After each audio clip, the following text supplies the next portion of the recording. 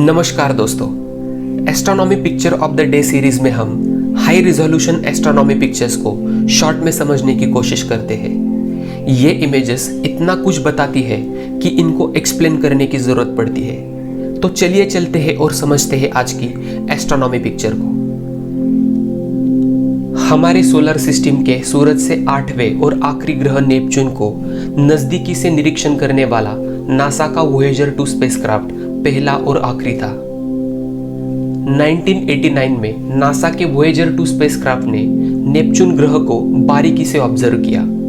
तब से लेकर आज तक नासा और ईसा हबल टेलीस्कोप की मदद से ये जानने की कोशिश कर रहे हैं कि नेपच्यून ग्रह पर हमारे पूरे सोलर सिस्टम में सबसे तेज हवाएं क्यों बहती है और इस नीले ग्रह की केंद्र में आखिर क्या है।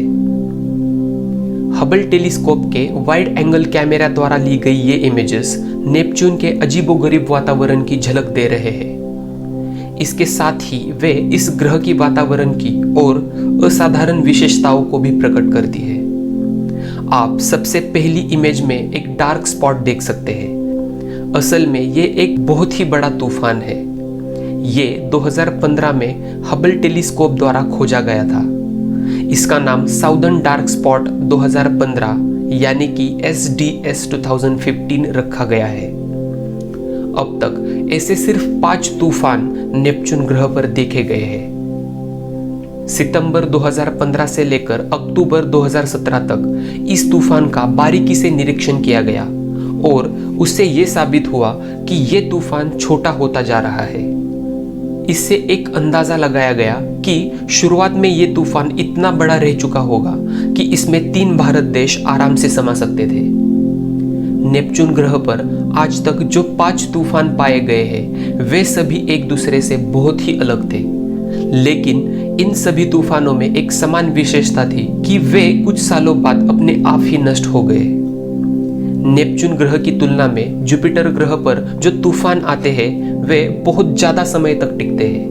उनमें से कई तूफान कुछ शतकों से चल रहे हैं। तूफान के बाजू में जो चमकीले बादल दिख रहे हैं वे मीथेन गैस बर्फ में तब्दील होने की वजह से दिख रहे हैं। नेपच्यून ग्रह पर बहने वाली हवाएं तूफान की वजह से अपना रुख मोड़कर ऊपर की दिशा में चले जाने के बाद वहां के ठंडे वातावरण के कारण मीथेन गैस बर्फ में तब्दील हो गई है। हबल टेलीस्कोप ऐसा अकेला टेलीस्कोप है जो नेपच्यून के ऐसे इमेजेस को खींच सकता है, लेकिन 31 अक्टूबर 2021 में लॉन्च किया जाने वाला James Webb telescope Hubble telescope से लगभग 3 गुना बड़ा मिरर लगाया हुआ टेलीस्कोप होगा। हम आशा करते हैं कि जेम्स वेब टेलीस्कोप से अंतराल की इस अगणित रहस्यों को हम सुलझा सकेंगे। ये वीडियो आपको कैसा लगा ये कमेंट करके ज़रूर बताएं और फ्यूचर में इसी तरह के और वीडियोस के लिए इस चैनल को सब्सक्राइब कीजिए। धन्यवाद।